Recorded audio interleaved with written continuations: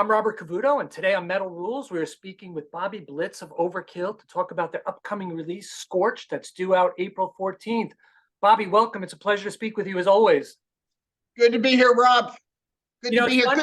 Good to be back, baby. I'm back, baby. I was the one thing in life that you could always guarantee is that Overkill is going to release a soul-crushing album. And just like taxes and death, man, you better be prepared when it comes out. So it's an awesome album.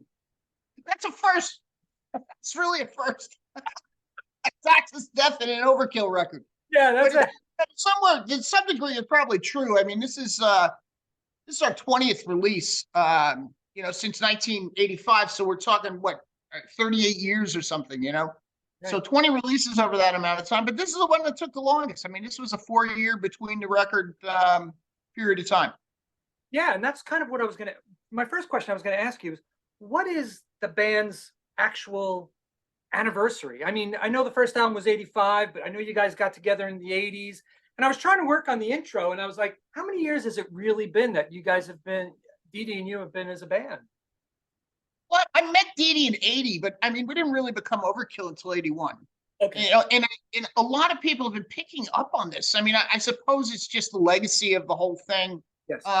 You guys were around before Metallica. Well, I mean, that may be true with regard to the individuals meeting each other, but we were not writing anything like Kill 'Em All at that particular time. I mean, that preceded everything and changed the world.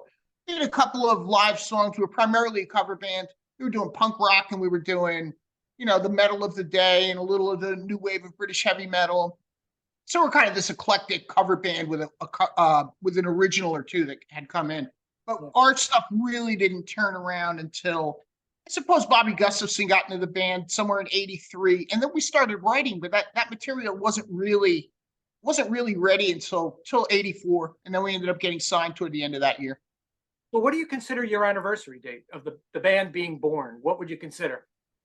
The first release? I don't have a month and a day, but I would say 81 is the way I think. But the original Overkill is really 83, when Bobby came into the band. It was a cover band up until that point. We had gone through guitar players. Right. I'm trying to think what songs back there made it. I think a song called Raise the Dead made it. There was a demo called Power in Black, which held, a thing called Death Rider, which was on Metal Massacre. Not Feel the Fire, Beast Within. There was a few songs here and there, but a bunch of them didn't even make it to records, So 83 for the original band. I'm going to pick 81 as the absolute bottom line anniversary. And that'll go on record, and that'll go on my intro to you on the website. We straightened that out. Now we got that out of the way. I can ask you the questions about the album. We haven't spoken in 4 years since The Wings of War, which is really odd because we were talking almost every year because you had a release coming out. What was the gap between this release and the last one?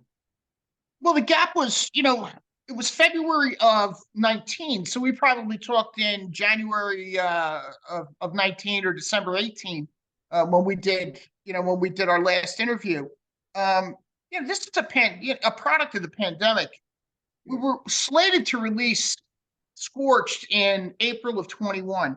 But our feeling was that if you can't tour the record, you're going to kill the legs. You're not going to be able to give it a chance to get legs. There's a small window of opportunity for a release for a metal band that is not of, that huge status, where you could tour anytime, you can release anytime you want. We have to stay visible during, the release till we're done touring. The done touring is what keeps that record alive. So that's why we kept putting it back. And that was a band decision. It had nothing to do with Nuclear Blast. We're willing to do whatever the fuck we wanted to do. But, I said to Dee Dee, I said, man, you can't just have it be some obscure record that just fades into nowhere because nobody knows. They're like, oh, that was really good. Oh, yeah. But they never remember seeing it live. And there's something about that muscle memory when you're standing in the Wellmont Theater or you're standing in Starland. These are Jersey clubs for the rest of the world and theaters. That, Scorched, the band opens with Scorched, and that becomes like, fuck yeah, now it's confirmed. It's a live record. It actually exists. It lives. It breathes. And that was the reason for postponing it, was to be able to have that tour. I think that's really smart. I was just thinking about AC/DC's release, High Voltage. That came out, great album, and they didn't tour, and they still haven't even announced any potential tour dates for the summer or coming up. So to your point, it just kind of, I don't want to say it fades away, but it's a great album, and it deserved to the attention of a live audience and that muscle memory. So I think what you guys did was great. I think you make a good point, but it's a little different with AC/DC than it is with, say, Death Angel or an Overkill. You know, because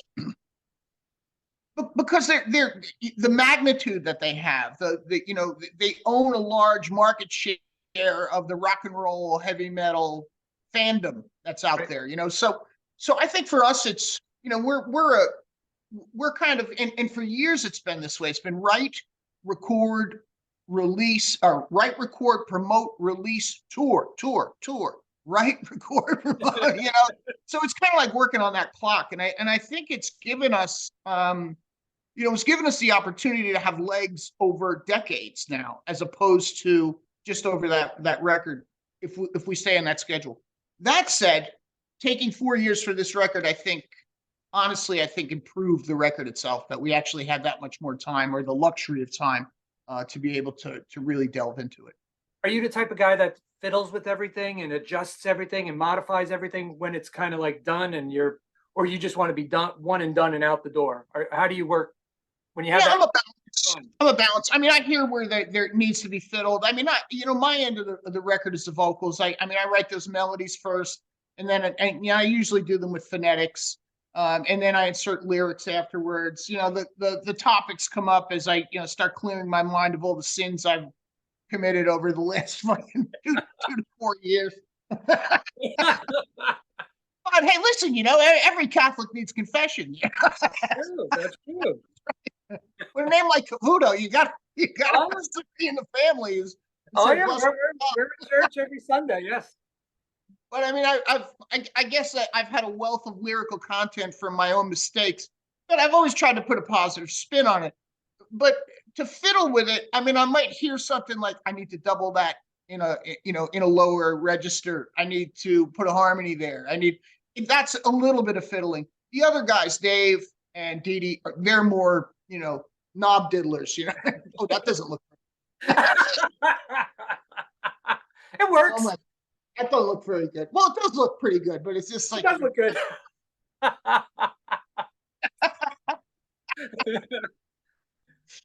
That's funny. Those guys are studio junkies. They really like being there and sitting in the chair and making stuff happen that way. I'm more of closer to a one and done. Okay.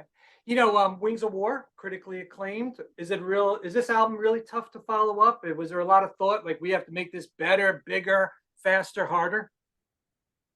Never. No, I don't. The only time that we've ever had that type of a thought was, you know, we thought that we kind of fell into a template with, you know, the Ironbound record came out. I think it was a great representation of a scene that was getting very healthy. It wasn't just us writing records that had impact during that era. It was, you know, a good part of the scene had great offerings.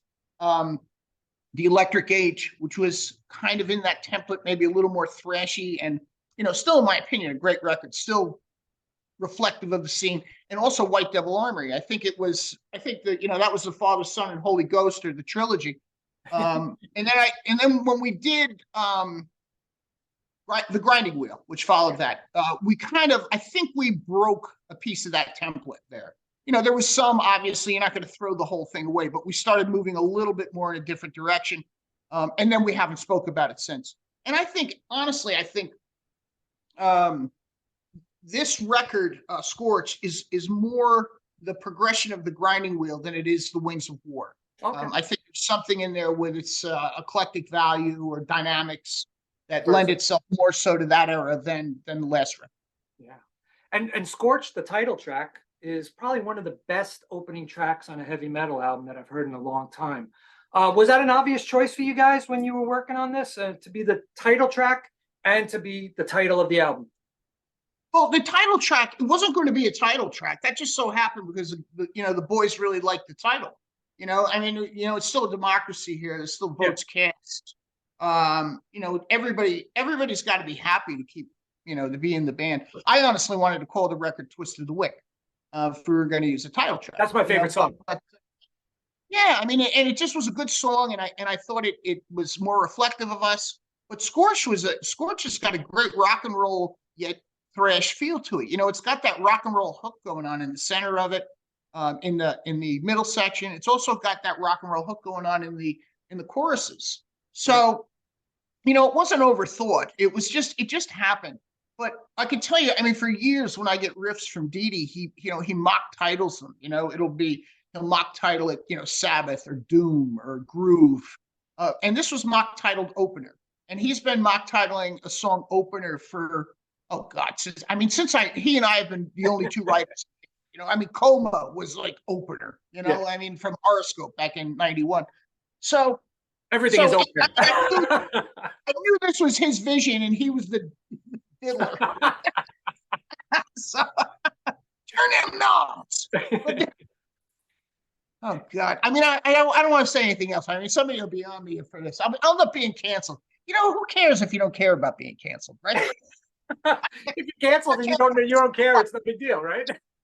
What do I got to lose? But in any case, he mock titled it that, and I agreed, and it was just I was having a hard time with it because he had put so many background vocals in it, just as suggestions. And once something gets in your head, it becomes a stamp, especially for a new song, especially when you listen over and over again. So he did another one for me without the background vocals. So I relearned it and I ended up singing that whole chorus in the kitchen just by myself, messing around with something. I forget if I was cooking or, messing around on, my phone. But it just came out of my mouth. And I said, boy, if it's going to be that natural, there's something special about it. If it's that easily into the song. No, that's cool.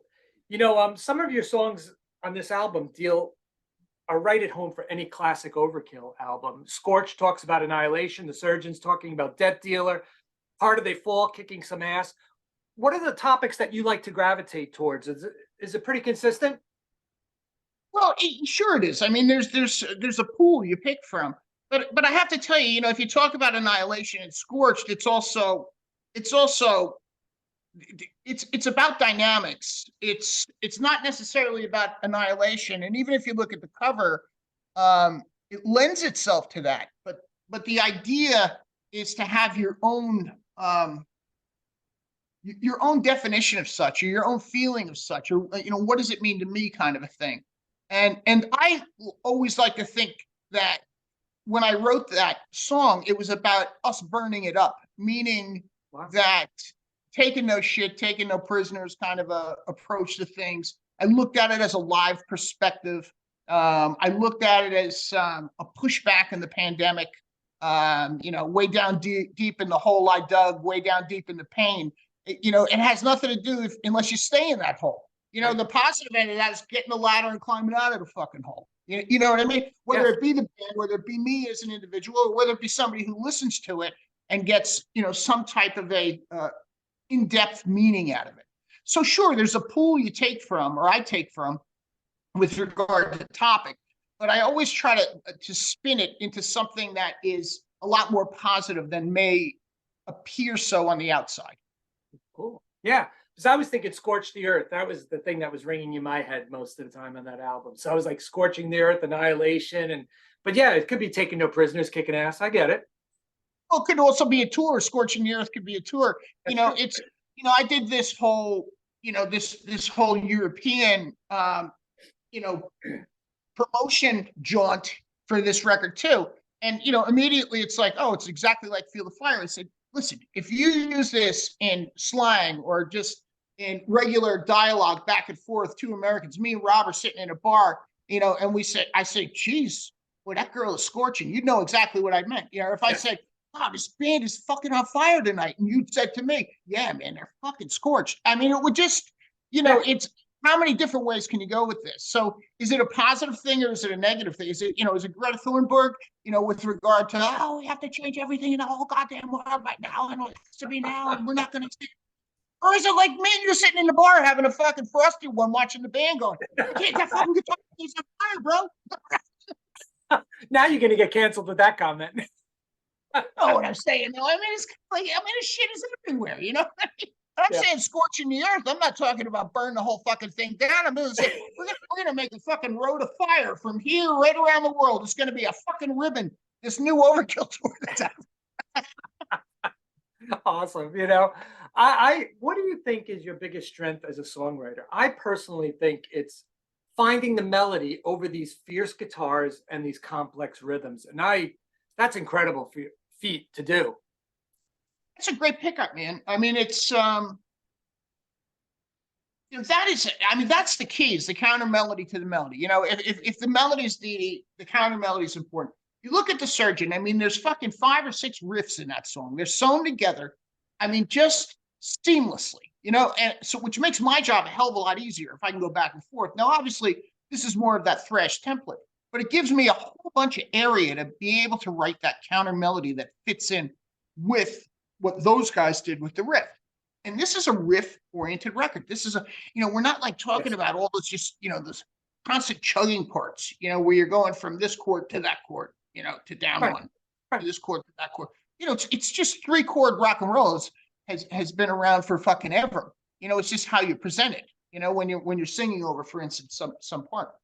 But this one's a little bit different, and I thought it was a great challenge. But the only way it really came out the way it did is based on the amount of time, because if they were like becoming more and more done, you know, Jason's done in June 2020, you know, Dave did work all the way up to the end, but I had one track of great guitars to work with from somewhere the summer of 2020. Dee Dee added the bass later on. I kept changing shit. So I had great stuff to work with, but I kept tearing it down to make it better, you know, just like, and not depressive, you know, not pandemic oriented, but positively oriented, or the positive twist, but making those melodies happen. I mean, that's like, you know, this is one melody, this should be the other, or this should be the other. You know, it should interact with each other. And that movement is, in my opinion, what makes a song better. And it shows experience in songwriting, especially from Dee Dee. And you do that album after album. What was the hardest song on this album to find the melody or the counter melody? Probably Fever. It's a 7th track. I mean, I remember the first day I put it on. I mean, the first day I heard it was in this house, you know, when the lockdown had happened, you know, and I'm listening to this mellow part, you know, and I'm going, oh, okay, so we're back to this shit. You know, I always call Dee Dee every time he sends me something. I call him and I leave a message because he never picks up the phone. I go, I don't know how you expect me to write to this crap you sent me. I'm a fucking professional. You know, it's just a fucking joke, you know. But I love doing it. But this is exactly what I thought when I heard Fever. I'm like, how does he expect me to write to this shit? And I became all fucking moody and whispery, and you know, I mean, it's just like it wasn't me. I was like being some kind of a douchebag that I'm not. You know what I mean? I was trying to force myself into a fucking, you know, if I was the fucking round peg, I couldn't get in that square hole, you know? Yeah. So I was singing a song out here, I mean, months later. I mean, I had written that fucking first piece, you know, a dozen times with different turns and twists and whispers and mood. And I was out here singing Over the Mountain, you know, at my stove, you know, listening to it. I was streaming it, having the fucking time of my life in the pandemic with a fucking cold 16-ounce Heineken and linguine clam sauce. Nice. And I thought to myself, how fucking great is it that every time this fucking Ozzy opens his mouth, he's Ozzy. He's always Ozzy. He's fucking Ozzy. He's Ozzy. He's fucking great no matter what he does. If it's mellow, if it's heavy. And I said, that's what Fever is. I said, I never fucking realized it. Why do I have to go out of my own persona? You know, I mean, maybe take a little something from somebody who actually succeeds at what they have with their voice. So I went in there, opened my mouth, and there was the whole fucking thing. It was right in front of me. I said, I always had it. It just took the Ozman to get it out of me. and some beers and some linguine. I get it. I'm a better cook during the pandemic. No, that's a great scenario. I appreciate you sharing that. We talked a little bit earlier, Twist of the Wick. Yeah, is my favorite track. Awesome old school thrasher. Takes me back to the 80s. What could you tell me about its creation? Well, you know something? I was I didn't know where to go with that tune at first, even though, you know, it's right in my wheelhouse, because I could see that they added like, you know, if it was a recipe, you know, they added a 1/4 cup of progressive to it. You know what I mean? It wasn't just that thrash template that sits with Armorist, or the thrashier parts of Mean Green Killing Machine or The Surgeon. It was a little bit of a progressive feel to the whole thing that took you other places. And I could hear when Jason's drums came in, man, that he was doing very close to like death metal blast beats there. And I was like, yes, this is going to be great. But it was throwing me away from the whole thing, and especially with where the chorus and the pre-chorus went. So it took me the longest time to finish. And I got to tell you, when I finally hit it, I mean, I had the pre-chorus and the chorus for a long time, and then I finally put the verses to it. And I was like, okay, what am I going to do in the center part? And the engineer I work with, I said, play the whole thing through. He plays the whole thing through, and there's these monks singing in the center section. I'm like, where do these fucking monks come from? It's so dialed in on that first fucking part of the song to be able to find my first step to walk out of the forest that I never heard that Dee Dee added it. And I was like, that is just fucking great. A little bit of ear candy. He worked with Derek and with Michael Romeo from Symphony X. Michael recorded that and put it on the keys, and another Jersey guy. They made that whole monk thing happen. I was like, man, it's fucking great. And it became one of my favorite songs on the record, based on the fact that I really didn't hear the whole thing until it was like done. Yeah. You know what I mean? It wasn't like I was going along watching its progression. I was really dialed into that first 3 sections of the song, and I gotta get this. And I did that. I recorded that in studio at least 6 or 7 different ways before I hit it. Oh. So, yeah. That's pretty cool. Thank you for sharing that. Overkill has had a huge influence on metal over the years, with so many bands out there like Metallica, Slayer, Exodus, Testament. Did you view those bands as kindred spirits, or was it more like a sort of competitive nature that was brought into Overkill? Oh, sure, it's competitive. I mean, it's part of the game, man. I love the competition. I think of this as a sport. I mean, it's a friendly competitiveness. I mean, it's not a negative competitiveness, but you always want to be better or think that you are. I mean, I love to see them succeed. You want your friends to succeed, obviously. And I've become friends with these guys, and to some degree, even the West Coast bands are just, they're just cousins, who developed something simultaneously while East Coast bands were developing, or what German bands were developing, or bands from the UK in the thrash scene.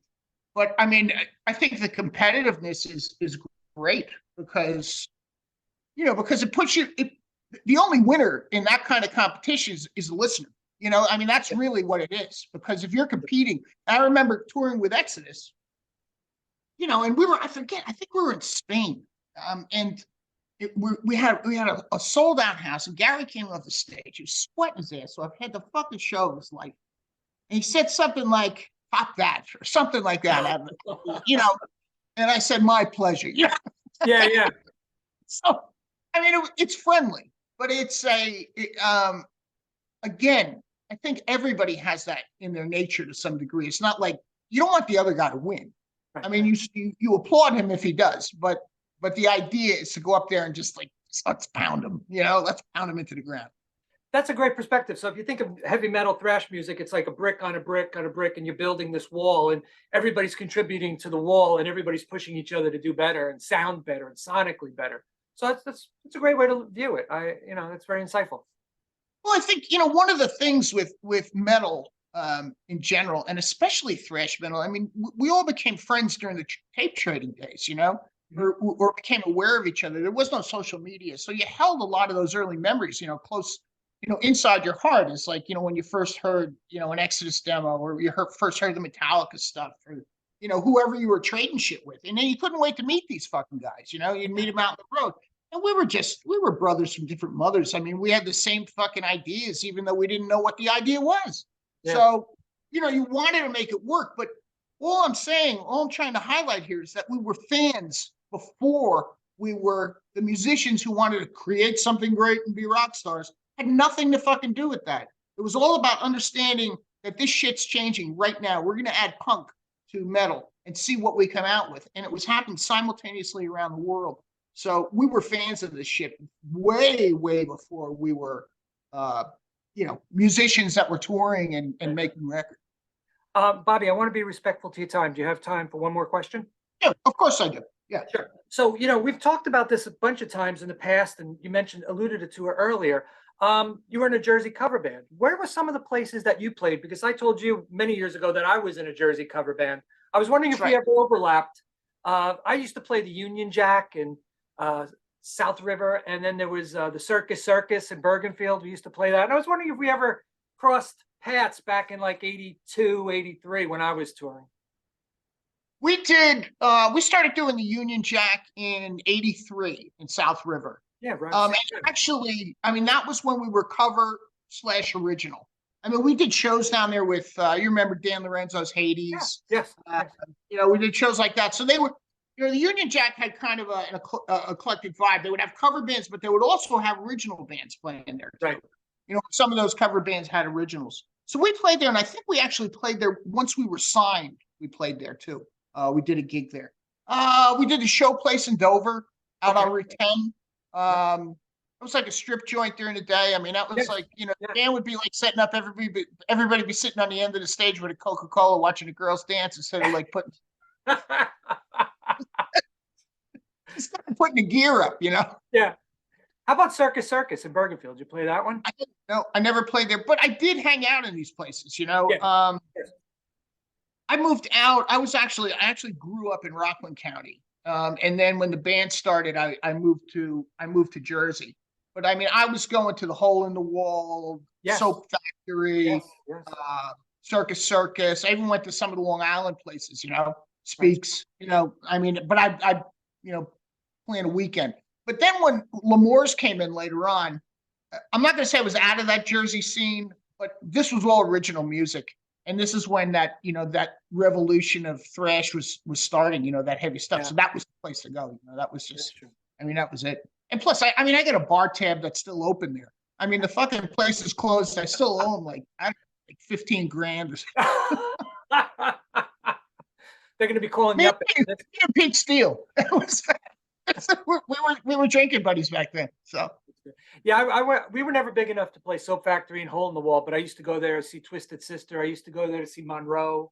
So those were some of the bands I used to like to go see. We did a show with Monroe. They were always a good band. They were always that really theatrical kind of band that could actually keep it together with regard to their sound as well as their presentation. Yeah, they were like Motley Crue before Motley Crue. Hang on, I got to show you something. Let me grab something. Sure.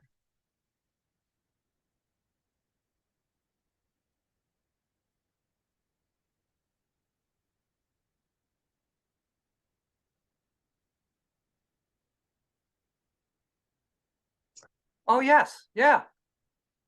You're aware? Yes, I know Frank. Okay. Yeah, I just had him out in Pennsylvania shooting our video. And he's doing a volume 2 right now. And he's gonna include a bunch of shit from us about, when we got signed and stuff. But that covers the whole fucking thing. I'm sure your band's in there too. I mean, it's just we were just a small cover band. There wasn't like you guys. Yeah, but he's got like all the Aquarian like the Aquarian ads. So, I mean, you might be in there with so-and-so. Oh, yeah, that's true. Yeah, I got to check it out. I talk to Frank all the time about that stuff. We shoot a lot of concerts together, so we're always chatting it up. So I'll send him some pictures of my band, see if you could slip them into the volume 2. Frank, Bobby said I should be in volume 2 with my cover band. That would be a great book. Bobby says. Bobby says. I like it. You should do an autobiography. Bobby says. No. Couldn't happen. I keep my secrets close to the vest. You know what I mean? I hear you. Well, listen, Bobby, I always enjoy talking with you. So entertaining, so insightful. Thank you very much for your time. And I look forward to seeing you guys when you play out in New Jersey. Oh, it's always good to see you, Rob. All right. Take it easy. Bye-bye. Well, thank you for your time, man. Thank you. Bye-bye.